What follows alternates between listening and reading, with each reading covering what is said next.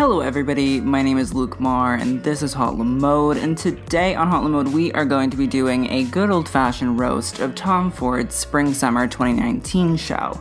This is the first roast of the season, but I mean, it's good to start off a season with a roast. It just gets us all in the mood for what Fashion Month holds. Usually it's disappointment and the occasional great collection. So, Tom Ford's Spring-Summer 2019 show was packed full of celebrities, industry bigwigs, and famous models. But even with a legendary resume and all of mainstream fashion's support, it doesn't mean that your collection is gonna be great.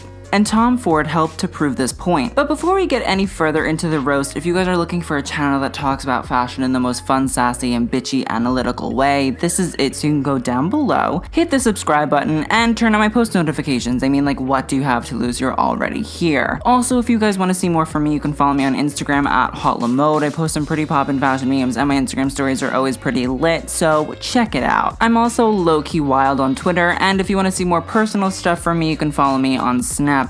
But let's get back into the roast. So Tom Ford has been neglecting his fashion duties since he has become a director. Last season I said that his 60s neon leopard vomit collection was the most offensive thing I've ever seen. In my infinite wisdom, I was obviously right. Unfortunately, mainstream fashion media told Tom that his last collection was so amazing and wonderful, so this season he produced something that was equally as stomach-turning. So I haven't been able to find a basis or the show notes for what this collection was based on, but it is extremely reminiscent of Tom's work for Gucci in the late 90s and YSL in the early 2000s.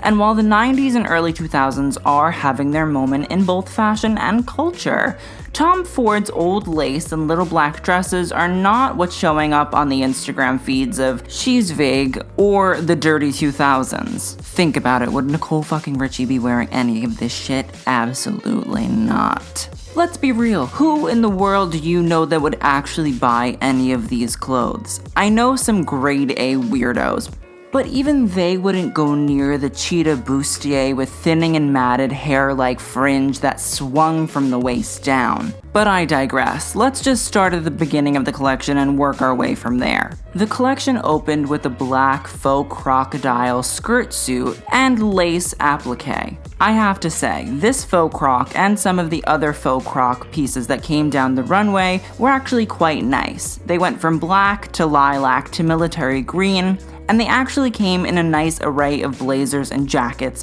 with different cuts. But then I was interrupted by this black sheath dress in this trash bag couture faux leather fabric, and I just lost my mind. Girl, I don't need to see any fucking trash bag chic couture moments. I'm good. We have RuPaul's Drag Race for that. Thank you. Also strewn throughout the collection were different colored lace tops and linings that looked like they were peeking out of the skirts. I can't understand why the lace was peeking out like that. If it was an artistic choice, it was the wrong choice.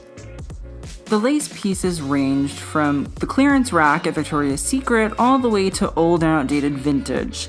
And let me just say, for the Tom Ford prices, I don't want my lace to look vintage, okay? The one look I did love was the wife-beater top and ruched skirt, but the lace peeking out totally threw me off and ruined it. And I mean, the headband and sharp sling-back stiletto certainly didn't help. The collection then moved on to show a few black looks, which were strange due to their construction, especially that half blazer, half military vest. I have this really weird conspiracy theory that Tom Ford is looking to Virgil Abloh's collections for inspiration. If you mash up a bunch of the Virgil collections, whether it be Louis Vuitton or Off-White, you can see that Tom Ford is certainly in the same range as him. I mean, it's really a question of what came first, the chicken or the egg, but it's scary nonetheless. I'll be honest, maybe Tom Ford's customer actually really likes his Gucci and YSL rehashed little black dresses and suits, but the fashion press should not be acting like Tom Ford is creating some revolutionary fashion moment. If Tom Ford wanted to create a custom collection for Kareem Rottfeld, that's fine and dandy, but the rest of us should not have to sit through the personal appointment. And don't even get me started on the menswear. It literally was the definition of homophobia. Obviously, that was a joke for those of you who don't understand sarcasm. There was not a single thing that was interesting. Between the overbearing raincoats and the blah cream suits, everything was just so depressing. And Tom couldn't even make a pastel silk suit exciting. That's how you know that you're in trouble. Tom then closed the show out with some commendable fringe gowns that ultimately fell flat. In certain parts, the fringe was thick and showed the complicated and really interesting way that it was placed, but it didn't do anything to even excite me, let alone make me gooped and gagged. I do need to address the mid-C-section cheetah birth on that peachy gown. Tom, if I wanted to watch animal birth videos, I wouldn't have typed Tom Ford into the YouTube search bar. Finally, Miss Gigi Hadid closed the show. Okay, so Miss Gigi, I think the walk looks semi-decent. You've learned to swish your hips. Check plus for effort. But that twirl, girl, it seemed like a last-minute decision. Next time, just make the decision to not do it. Luckily, Kaya Gerber continues to not make any waves, and I can quietly stand from the back row. Overall, Tom Ford, I think it's time for you to step down. Like, find a new, young, talented designer to take over, because obviously you want to be Steven Spielberg.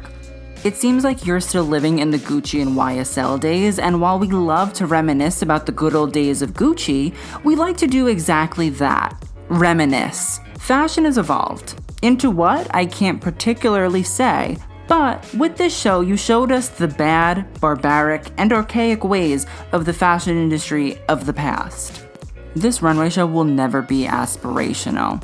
It will be something millennials and Gen Z will run in fear from. Also, can somebody tell Cardi that Tom Ford ain't where it's at anymore? Cause I'm gonna be mad if all she starts wearing is ruched vagina skirts and wife beaters. She did not leave the Bronx for this. Please let me know what you thought of the Tom Ford collection. I wanted to like it, but so many factors made me not. I will see you guys on the next video. Thank you again so much for watching, and I will TTYL.